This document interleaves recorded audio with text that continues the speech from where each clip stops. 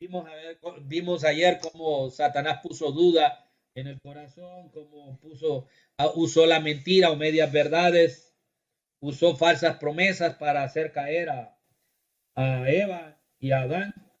Y vimos que ahora ellos tenían el conocimiento del bien y el mal. Hoy vamos a hablar acerca ya del capítulo 3, versículos 6 y 7. Dice la palabra del Señor, y vio la mujer que el árbol era bueno para comer y era agradable a los ojos y árbol codiciable para alcanzar la sabiduría.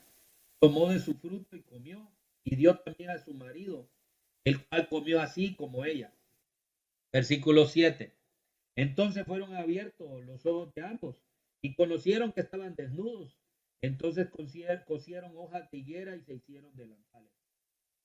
Ya vamos a orar y vamos a darle gracias a Dios por este tiempo que Él nos da, ¿verdad? Padre, gracias por lo bueno que eres con nosotros, Señor. Gracias por tu misericordia y tu cuidado a nosotros, Señor. Padre, gracias por cada hermano que hoy estamos aquí. Los que no pudieron, que los guardes y nos bendigas para la siguiente semana, Señor. Que todo pues esté bajo tu divina voluntad, Señor. Y ahora dirígenos en el tema de hoy, Señor. Gracias, Padre, por todo en el nombre de Jesús. Amén. Entonces hoy vamos a hablar de lo que es la manifestación del pecado. Cómo se manifiesta, cómo inicia el pecado. Ya sabemos que después de las artimañas planificadas por la serpiente antigua, moviendo y engañando los sentidos de la mujer, entra el pecado al ser humano, entra la curiosidad, entra esto, ¿verdad? Pues el ser humano había sido creado inocente, sin pecado.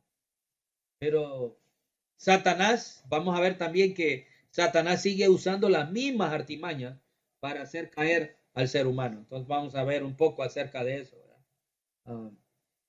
Primero, el inicio del pecado. Él usa el uso de los sentidos de nuestra alma, de nuestro cuerpo, perdón, que son las ventanas del alma. Versículo dice, y vio a la mujer, el árbol era bueno para comer y era agradable a los ojos y árbol codiciable para alcanzar la sabiduría, y tomó su fruto y comió y dio también a su marido, el cual comió así como ella. ¿Cuántos sentidos vemos aplicados aquí?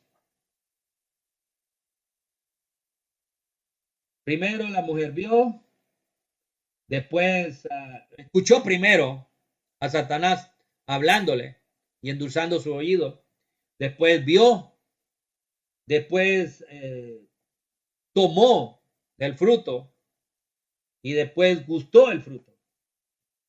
Pues vemos esos sentidos, ¿verdad? Vemos muchos sentidos ahí aplicados.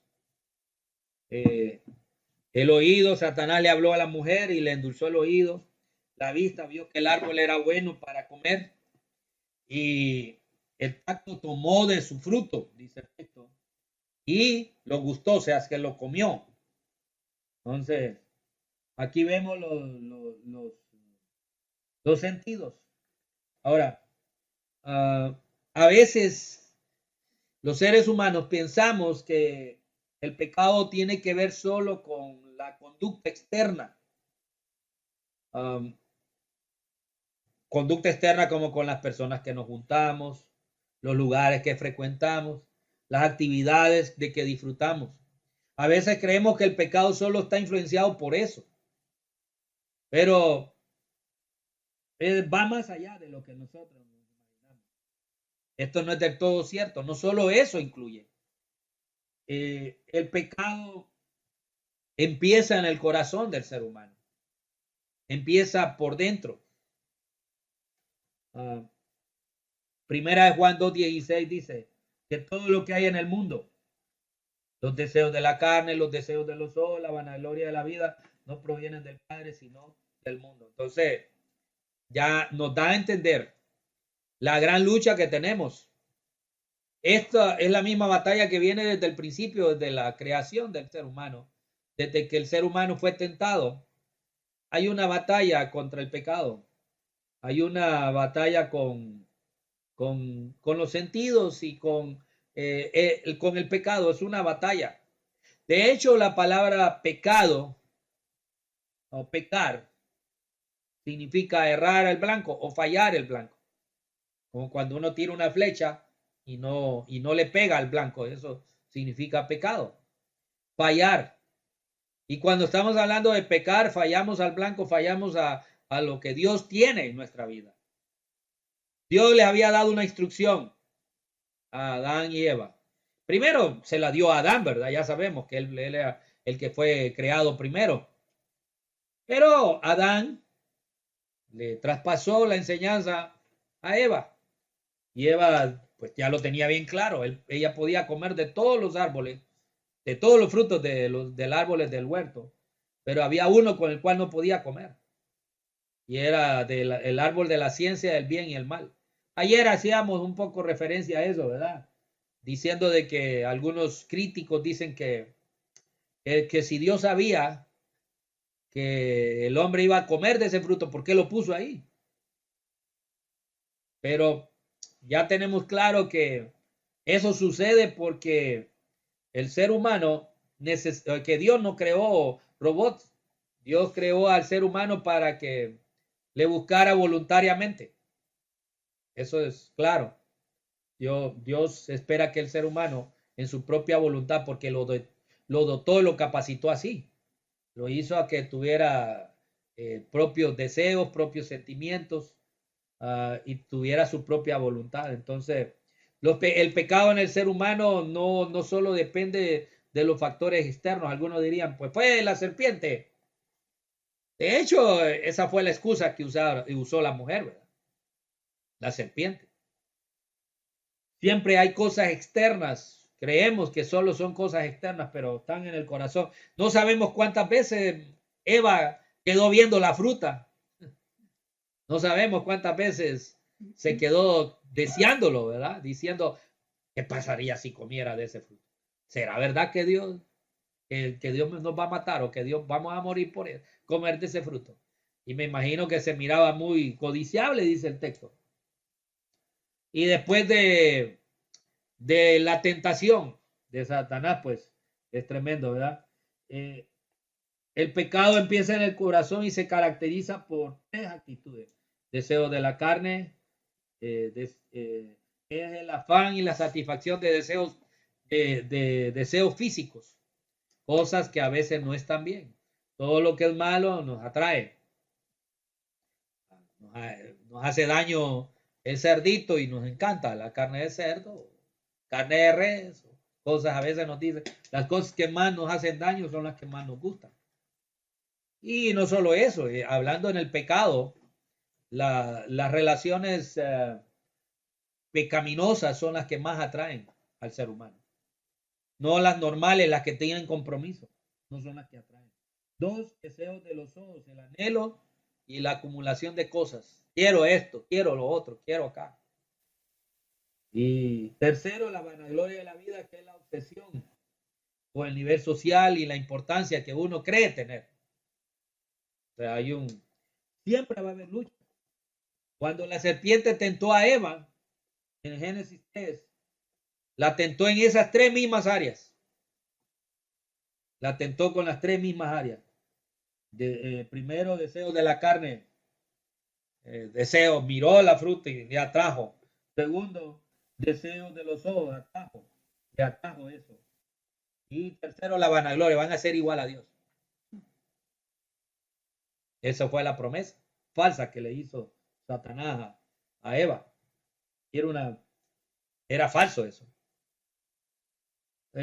También cuando el diablo tentó a Jesús en el desierto, en el libro de Mateo capítulo 4, versículo 1 al 11, lo tentó de las tres mismas áreas. Aquí hay, ¿por qué no le dices a piedra que se convierta en pan? Deseo de la carne. Le mostró, lo puso en el pináculo del templo y le mostró todas las naciones, si postraron me adorares. Te lo voy a dar a ti, vanagloria de la vida, deseo de los ojos. Entonces, te voy a dar todo esto. Esto se me dio a mí, algo que no era de él tampoco. Mentiroso. Entonces el pecado se manifiesta siempre o se entra a través de nuestros sentidos. Miramos, tocamos, gustamos, oímos. Y la mayoría de veces nos creemos las mentiras del mundo, de Satanás y aún las mentiras de nuestra propia carne. Porque son los tres enemigos del creyente. Son los tres enemigos que tenemos. El mundo, Satanás, el mundo y la carne. Y nosotros somos los principales enemigos de nosotros mismos. Nuestra mente nos traiciona, nuestro cuerpo nos traiciona, nuestros sentimientos nos traicionan, nuestros pensamientos nos contradicen lo que Dios dice. ¿Cuántas veces nos creemos esas mentiras? Es una lucha en nuestro propio interior, con nuestros sentidos y nuestros pensamientos y emociones. Por eso, así nació. Es el inicio del pecado. Todo nació ya en el corazón del ser humano. No fue cuando Satanás. En una ocasión alguien me dijo, estábamos hablando con alguien que había ingerido bebidas alcohólicas y dijo, pues yo ni cuenta me di cuando ya me había tomado 3 cervezas. Yo le dije, no se dio cuenta. O otro, cuando ya había tenido relaciones, dijo, ni cuenta me di cuando yo ya había tenido relaciones con esa mujer. No, ya se había deseado en el corazón. Una lucha ya en el interior. Ya lo vamos a seguir viendo. Segundo aspecto que sucede aquí. Cuando Satanás tienta a la mujer. Acuérdese que hay una, ¿cómo diríamos? Hay una conciencia. Le está diciendo que no está bien eso. No, yo podemos comer todo, pero ese fruto no vamos a comer. Porque si comemos de él, vamos a morir. Hay una conciencia. Pero cuando se cae en el pecado, se calla esa conciencia y se pierde el temor a las consecuencias. Ella pierde el temor. Es lo segundo que sucede aquí. En cierta manera, el pecado trae temor al ser humano, porque no es tanto el pecado, es las consecuencias del pecado, ¿verdad? Trae temor al ser humano. Pero llega un momento que la mujer quiere experimentar por sí mismo, ¿verdad? A ver si es cierto lo que le está diciendo el tentador. ¿Será que Dios nos estaba mintiendo cuando nos dio esa advertencia? Creo que no va a pasar nada si lo intento. Hay una mujer por ahí y digo, pero aquí no hay nadie, los hermanos, aquí me puedo tirar una canita al aire. Puedo hacerlo. La Biblia dice, todo me es lícito, pero no todo me conviene. Todo me es lícito, pero no todo me edifica. Hay cosas que no me edifican. Y esa es la lucha. La pérdida del temor nos hace hacer cosas que no deberíamos de hacer.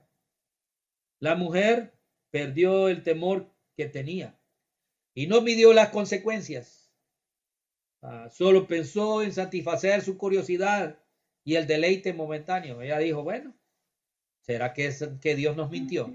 ¿Será que Dios lo que no quería era que nosotros fuéramos igual que Él? Y esa es la lucha que tenemos a veces, ¿verdad? Cuando Satanás pone tentaciones, cuando luchamos contra las tentaciones a diario.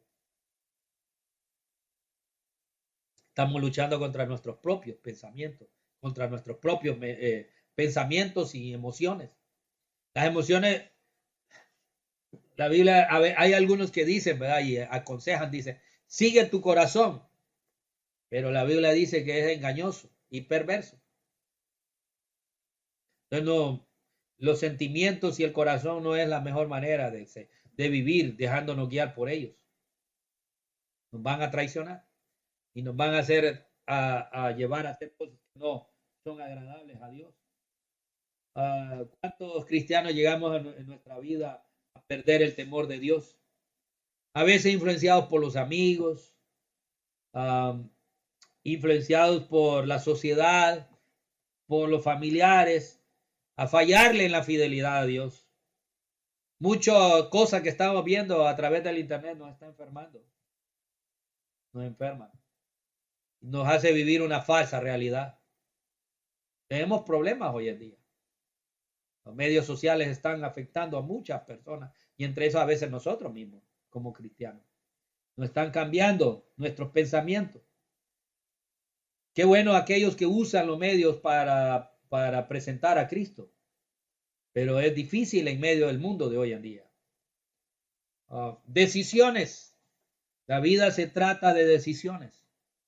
Y la realidad es que somos libres de tomar decisiones, pero a la vez podemos tener libertad o podemos tener esclavos, o podemos ser esclavos de nuestras decisiones.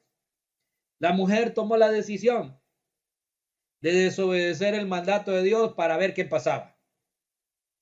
A ver qué pasa, a ver si era mentira. Y se dio cuenta que era una gran verdad. Y Dios le había advertido por sentido, tenía sentido lo que Dios les había advertido. Era complicado, ¿verdad? Y no quisieron entender. Es complicado. La mujer tomó la decisión de desobedecer el mandato que Dios les había dado. ¿Y qué fue lo que resultó? El resultado, perdieron bendiciones de Dios. Nos trajo problemas a su vida. Primero, vamos a ver la primera consecuencia aquí. Perdieron su inocencia. Qué bonito ver a los niños, ¿verdad? Que pueden andar desnudos y ellos no se dan cuenta que andan desnudos. Son inocentes, decimos nosotros. Ellos pueden enojarse un momento, pero después se les olvida. A los niños pequeños. Y muchos reaccionan por impulso, por reacción natural. Pero el niño no tiene prejuicio, el niño no tiene prejuicios raciales, sociales, no tiene nada de eso. Somos nosotros los que le pasamos eso. Pero llega un momento en su vida que ya toma decisiones, donde ya se vuelve consciente de lo que está haciendo. Y ahí es donde somos culpables o somos inocentes. Tomamos las decisiones. Pero la naturaleza caída de nosotros nos lleva a hacer lo malo. Es la naturaleza de nosotros, hacer lo malo. Es la naturaleza de nosotros. No hacemos lo bueno, solo buscamos hacer lo malo. Es nuestra naturaleza. El ser humano había sido creado con inocencia al pecado, como un niño que no sabe que está desnudo, pero cuando llega a la etapa de su vida, entiende que está desnudo por la conciencia que hay en él.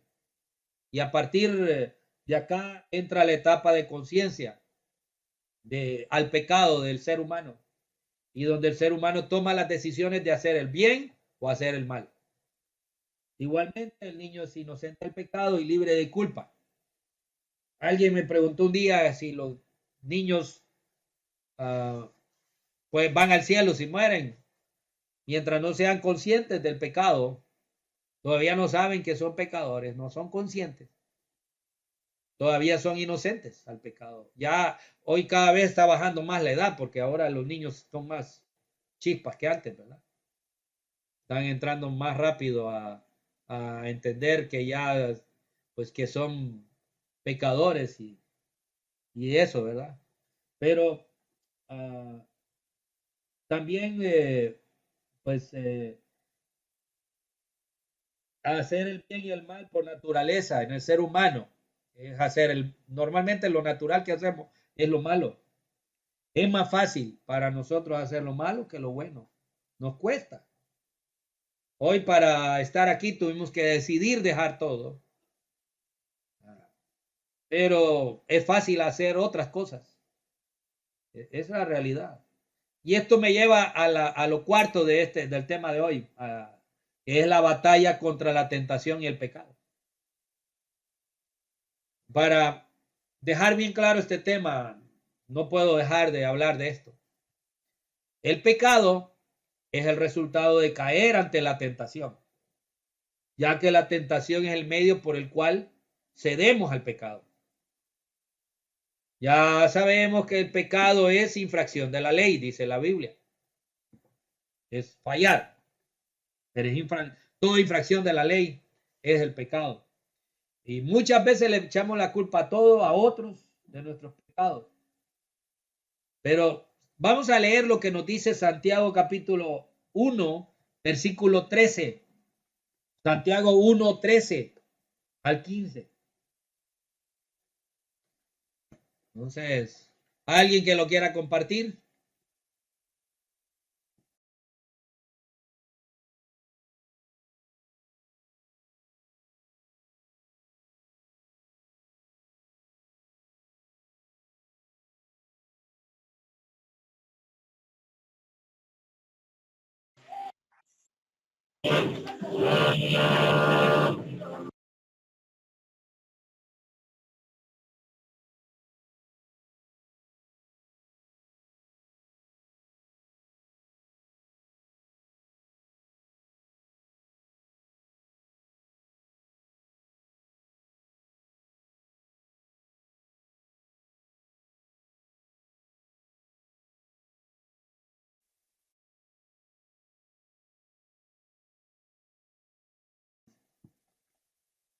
Aquí Santiago nos deja claro algunos detalles sobre la tentación y lo que es el pecado.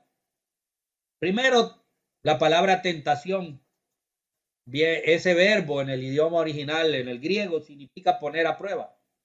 Eso significa cuando somos tentados, que somos puestos a prueba, como la Biblia lo compara como el joyero prueba el oro. En tiempos antiguos no existían los químicos para probar el oro. ¿Cuál era la manera que la gente que compraba oro probaba que si era original oro? Era a través del fuego. Porque cuando usted al oro le pone fuego, más brilla en la naturaleza. Le saca toda la suciedad al oro, el fuego. Entonces, poner a prueba. Y el pecado significa fallar el blanco. Eso es lo que significa las dos palabras que aparecen ahí. Y la otra palabra es concupiscencia, que significa codicia, deseo y pasión. Son las tres palabras. Santiago nos deja claro estos detalles sobre la tentación y el pecado. Primero que nos deja claro el Santiago es, acordémonos que Santiago es Jacobo, es el mismo Jacobo, que es el hermano, medio hermano de Jesús. Jacobo y Judas eran los dos medio hermanos de Jesús. Jacobo es uno de ellos. Y él era el pastor de la iglesia de Jerusalén y él escribe a judíos y deja bien claro primero que Dios no tienta a nadie, dice el texto. Cuando alguno es tentado, no diga que es tentado de parte de Dios, porque Dios no puede ser tentado por el mal ni él tienta a nadie. Entonces, primero, Dios no tienta. Dios no es el tentador. ¿Quién es el tentador? La Biblia lo dice, Satanás, el adversario, el diablo, tentador. Él es el tentador, la serpiente antigua. Como vimos en el texto que Pablo decía, estoy preocupado porque el enemigo, la serpiente antigua, use su artimaña para hacerlos apartarse de la fe en Cristo. Entonces, de eso estaba hablando aquí. Dios no tienta a nadie. A Dios no le afecta la tentación como a nosotros, ya que Él es un ser perfecto. No tiene tentaciones como nosotros. Ni le afectan ni le influencian. Por eso Dios se humanó y tomó forma humana, dice el libro de Hebreos, que no podemos tener un mejor sumo sacerdote, que fue Jesucristo, que fue tentado en todo igual que nosotros y fue sin pecado. Así dice la Biblia. Entonces, a Dios, nuestro Padre eterno, no lo afecta el pecado. Y lo demostró aún tomando forma humana, ¿verdad? Por eso Dios no puede poner tentaciones al ser humano porque Él no sabe de eso. No le afectan a Él. Solo lo único que sucede con las tentaciones es que Dios permite probarnos, porque acuérdense que la palabra tentación significa poner a prueba. Entonces, solo Dios prueba nuestra fidelidad. Nos recordamos de un caso en la Biblia que Dios probó su fidelidad. El famoso Job. Dios probó la fidelidad de Job hasta el extremo, ¿verdad? Pero quien lo tentó, ¿quién fue? Fue Satanás. Satanás fue el que puso las pruebas, las dificultades para tentarlo. Le atacó donde podía, porque él era rico, le quitó la riqueza que tenía. Tenía 7 hijos, le quitó los hijos. Gozaba de una buena salud, se la quitó. Aún hizo que su mujer hablara contra él.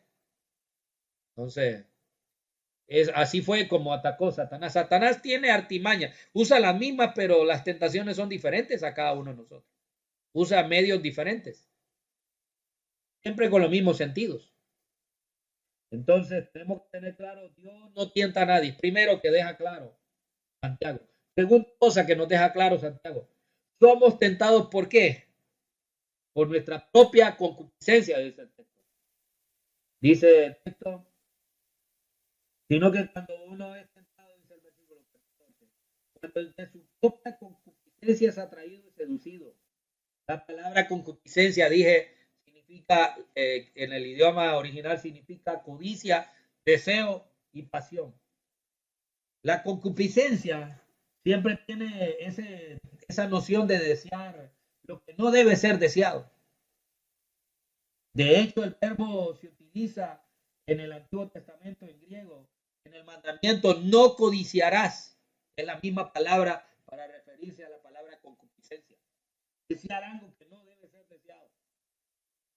Si el corazón de un ser humano estuviera limpio, no deseara lo que es injusto. Y como no deseara lo que es injusto, entonces no pecaría. Pero hay una realidad, tenemos una concupiscencia, tenemos unas pasiones internas en nuestra carne. Pablo decía, miserable de mí, ¿quién me librará de este pecado de muerte? Este cuerpo de muerte, perdón. Este cuerpo de pecado, nuestro cuerpo trae pecado, tiene una naturaleza baja, pecaminosa. Ese fue heredado, como dice Pablo, por nuestro padre Adán. En Adán todos pecamos y en Adán todos mueren. Pero en Cristo, dice Pablo, todos somos vivificados. Entonces, así la Biblia nos compara esto. Entonces, todos tenemos deseos internos. Luchamos contra ellos. Como dice Primera de Pedro, capítulo 2, versículo 11. Primera de Pedro 2, 11 dice, amado, yo ruego como extranjeros y peregrinos que os abstengáis de los deseos carnales que batallan contra el alma. Ahora, aquí por muy espiritual que seamos, por muy cercanos a Dios, tenemos que decir una realidad. Todos tenemos lucha contra esos deseos en nuestro interior. Todos. Nadie está exento de eso. Todos estamos, no voy a decir como dijo la ancianita, ¿verdad? Ese es un camino que todos ustedes tienen que pasar. No, todos, nosotros, incluyéndome a mí, todos estamos peleando contra esos deseos carnales que batallan contra nuestra alma, contra todas esas ventanas del alma de lucha contra nosotros. Nosotros que hacemos de tal manera algo que no queremos hacer. Es lo que decía Pablo. Lucho contra eso. Por eso él quería estar ya presente a Cristo para estar libre de ser liberado de este cuerpo de pecado. Lo único que nos va a liberar, pues mientras estemos en este cuerpo no vamos a poder liberarnos hasta que Cristo nos transforme, que muramos y que Cristo nos transforme. Esa es la única manera que nos vamos a liberar de esa concupiscencia, de esos deseos que hay en nuestro interior. Pensamos mal porque ahí está en nuestro interior. Hablamos mal porque está en nuestro interior. Hablamos con orgullo porque está en nuestro interior. Deseamos, codiciamos cosas porque está en el interior. A aquel le va bien, yo quiero que me vaya bien también a mí. Y lo deseamos y luchamos contra eso. Me cae mal esa persona, no me gusta cómo habla. Es algo interior en nuestro corazón. Luchamos contra esos deseos. Ahí está. Dice la tercera parte de esto, que Pablo que Santiago quiere dejarnos claro, que somos atraídos y seducidos por ellos. Aquí Santiago usa una figura y usa la figura de lo mismo, de la trampa, para caer en una trampa. Lo que le sucedió a Eva fue eso. Satanás diseñó un plan, él era astuto. Diseñó un plan para que Eva cayera en ese plan. Y Eva cayó, mordió el anzuelo y cayó en la trampa de Satanás. La serpiente le colocó esa trampa y ella mordió el anzuelo. Entonces, somos atraídos, dice, y seducidos por nuestros deseos. Como dije, no es cuando alguien cae en pecado, no es porque fue de la nada que le apareció, fue que ya ha estado luchando contra eso. Y lo que pasó es que se dio. La Biblia dice que mire que ninguno está firme y no caiga. No podemos gozarnos cuando un soldado en Cristo cae en pecado, porque nosotros también podemos fallar. Podemos negar al Señor, podemos desanimarnos. Puede pasar eso en nosotros también. No estamos exentos. Puede ser que usted y yo estemos animados, con mucho ánimo, con mucha fuerza, deseo de servir al Señor, pero hay cosas que nos van a quitar ese ánimo. De ahí, número 4, que Santiago nos deja claro aquí. El pecado termina siendo visible. ¿Dónde nació el pecado? En el corazón. Pero, y cuando pensamos, lo que sucede es que se hace visible. Primero está invisible, pero después se vuelve visible. El texto usa la expresión, la figura de da a luz el pecado. ¿Se fijan? Dice el texto. Vamos a ver. Dice el texto que estamos leyendo ahí, ¿verdad?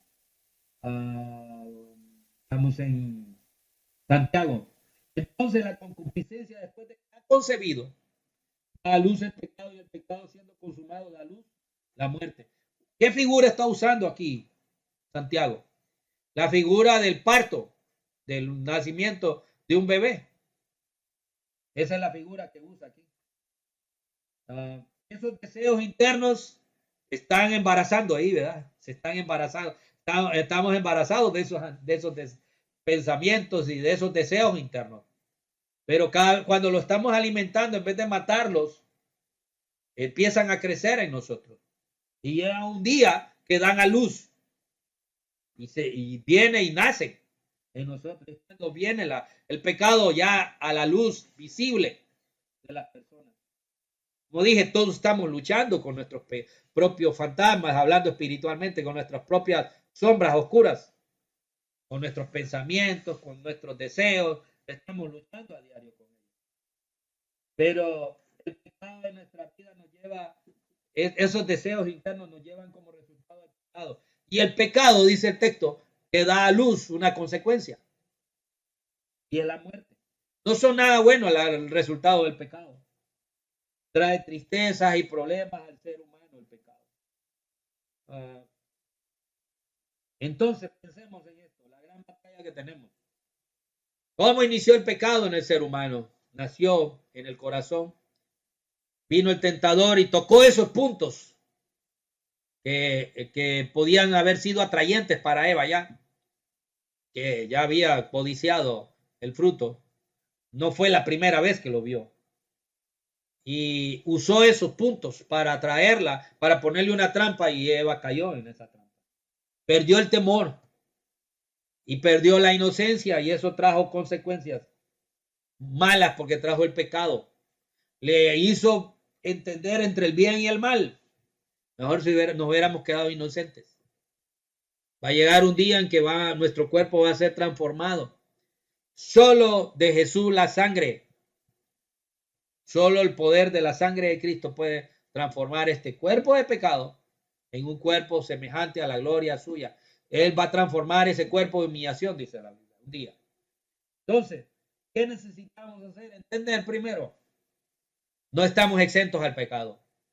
El pecado, aunque venimos a Cristo, está ahí todavía en nosotros, en nuestro cuerpo. Es una lucha que tenemos a diario. Sale de vez en cuando, se enoja, rabias, odios, rencores, malos pensamientos, vienen a nuestra mente. Pero el secreto está en luchar contra ellos. Pero ¿cómo los vamos a luchar? ¿Cómo? ¿Con nuestras propias fuerzas?